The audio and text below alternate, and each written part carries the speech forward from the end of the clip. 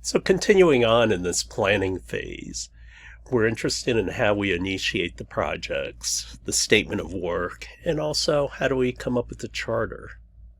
And when we look at the structure of organizations, what we're concerned about is identifying people, but also operationally, what is it that they actually do? Do their titles actually match up? Who reports to who? So this is what the structure is. And you have senior management working together trying to figure out what it is that you should do. And then they pick a project manager who's going to lead this, who's going to be responsible for making this all happen. And so within project life cycles, what happens is you have certain phases where, you do the pre-work, you start the project, you organize and prepare, you carry out the work. Certain organizations have different milestones, like the first phase is feasibility, then becomes pre-production, production. But at each stop, you have what's called a phase gate, meaning you do not continue. You stop, you get everybody's buy-in and also everybody's signature. So if something goes wrong, they know who to blame or who's responsible. And so these are the different knowledge areas. And a big part of the PMBOK and everything else is what are your inputs, what are you using to transform it, and the outputs. What is the output and what does it mean? And here are some examples.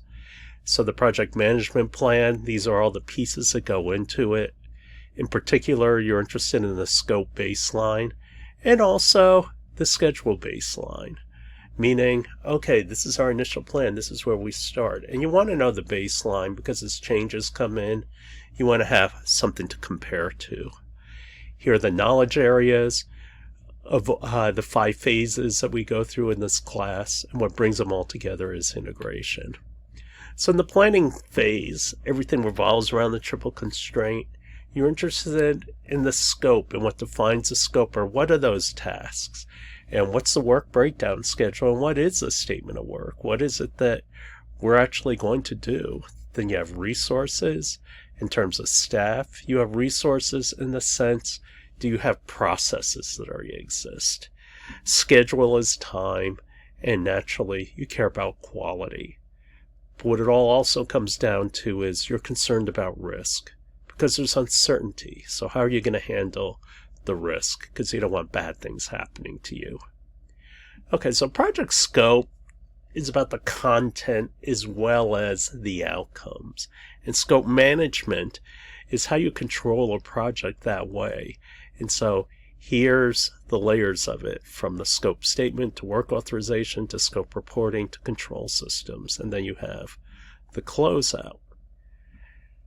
The conceptual development of all this is first I start with the problem, then I gather requirements, I get the data that I need, I figure out what are my limitations, which are my constraints, what alternatives do I have, what are the objectives of the project, and can I make a business case for it. Strategy essentially can be generic, and that's it. Whatever you're dealing with, here's what strategy. First, I need a vision, a goal, and then I need landscape. Would you attack a beach that you don't know what's there? No. And it's the same thing in business or project management. What's the landscape? Define my targets. How am I going to execute? What knobs can I turn? And what resources do I have that I can bring to bear? And what risk is there in doing this? And you can use this for marketing. You could use this for finance. And you can use it for project management. In your scope statement, what is your goal criteria? What's your management plan? What are your work breakdown schedule? And what's your baseline? You always need a baseline so you can track it. So in terms of scope management, what is configuration control? Meaning, okay, this is what we're going to do, so it needs to be documented somewhere. What are the constraints? What's driving it? What are the critical factors I have to keep track of? And when I make changes, how do I come up with a process where I can make these changes without slowing everything down? And how do they impact other changes? Now, the work breakdown schedule, the WBS, is basically an outline. You assign responsibilities. Tasks are broken down into understandable parts, what actions have to be taken, and in effect, you're answering who, what, when, and how long. WBS is about charting the organization so you know who's working on what. It's used for tracking to figure out costs and performance. It tells you status. It's a communication tool, and it's meant to relay information. And it also tells you what the structure of the project is. And so here's an example of the WBS that has 4 levels. The highest level is the project itself. And then what are the main deliverables? What are the sub-deliverables that you need to make the deliverables? And the lowest level is individually, what are people going to do? And so here's an example. It's basically a structure and an outline. And so 1.2 and 1.2.1, and these are the work packages, the lowest level. There has to be one owner of the entire thing. Don't get burned on that. You're going to fill out a RACI chart, which is a responsibility chart, on your PTs. And people get burned because they say, oh, 2 people are responsible for something. Well, tell me, if you have a problem, who do you go to? You have 2 people who are responsible. What if they don't agree?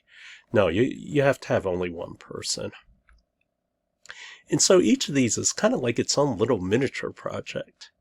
And so you identify the components. Here's an example for a charity golf project. And this is how it breaks down, all the levels. I think this is all in your book. And so how would you outline it? Because that's pretty much what a WBS is. Now, the key things in this WBS are, what are the deliverables? What is it that you need to do to support those deliverables, which is a work package? Now, some of these are incorrect because they have like deliverable 5, but obviously you had to have done something to make deliverable 5 happen. And you have to give everything a unique code, a unique number. And that way you can look it up, and there's no argument about what something is because everything has its own unique code. Microsoft Project can also do this for you. The Microsoft Project will also give you a task description. And so every work package, you have the budget, who's going to do it, and everything else. Now there's also an OBS, an organizational breakdown structure. And that's how do people factor in the structure, the work definition, who's the owner, the budget assignments. And so what the OBS does is it links the cost, activity, and responsibility. Here's an example of an OBS, but also the cost accounting. The cost roll-up, as you can see here, essentially, how does this relate to this? And this is what I talked about before, the responsibility matrix. And as you can see, you have different levels of who just needs to be informed or who's actually responsible, who has to be notified. And so if you notice in terms of responsibility, you only have one of these guys for all of these. Now work authorization means, yeah, go ahead. And so there's some kind of, now you're getting into contracts. And you have to be careful about that because these are legal. You're on the hook for them. And so you have actually people who are masters at this sort of thing.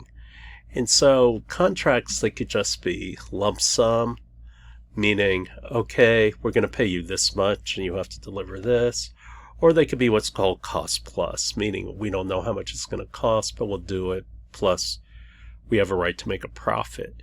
In federal government contracts, you charge the government, you think you're going to do it this much, but then you get like a 7% profit. That's called a cost plus contract.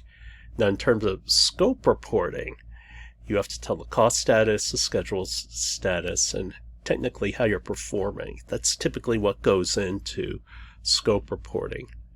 But what types of information, who needs to see it, when and how it's going to be disseminated? Like, it's an email? Is it done in a meeting? Is it an official report? And in terms of controlling these systems, these are the systems that you have to be concerned about, whether it's design, documentation, trend monitoring, specifications. These are the type of control systems that you develop in a project. Configuration management is how do you collect all these documents, and how are you going to arrange it, how are you going to make it available, and this defines the baseline of what's in there. The thing is, you have changes in projects, and part of the reason why you have to change projects is because things go wrong. Maybe you get new information, maybe there's a new mandate from up above, or maybe the client comes back to you and says, hey, I want some changes. And so these are the kind of things you need to document. And when you close out a project, people think it's just about paperwork, but it's much more than that, because you have to resolve disputes, you have to change things, you have to pass down information. And so these are sort of the documentation that you have to be concerned about when you close your project. And so that's what WBS and Statement of Work is all about.